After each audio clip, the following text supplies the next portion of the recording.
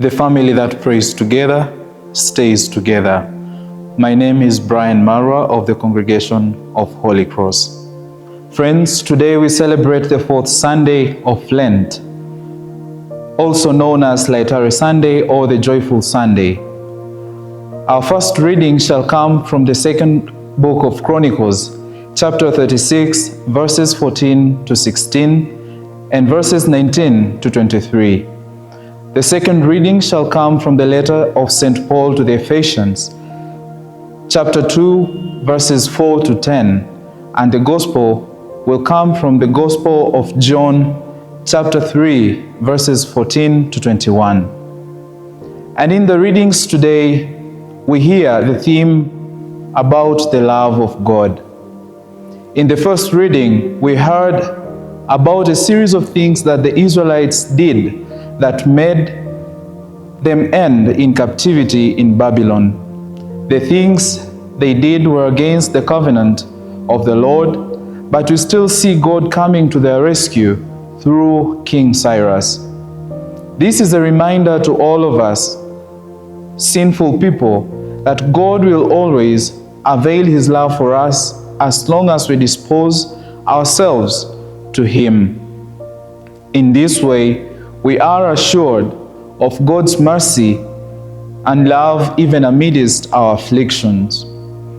In the second reading, St. Paul's letter to the Ephesians shows us how we as human beings can only be saved by the grace of God, which is only a gift of God to us and not by our own efforts.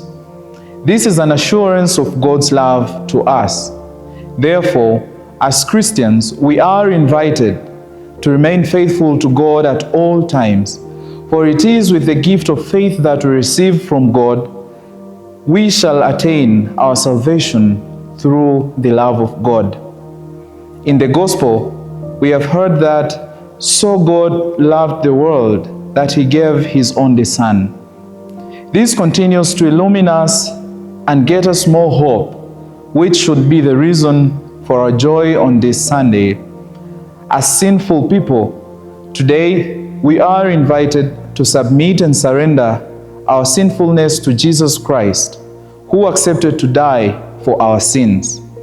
Friends, it is time that we forego our wicked ways and open our hearts to fully embrace the love of God.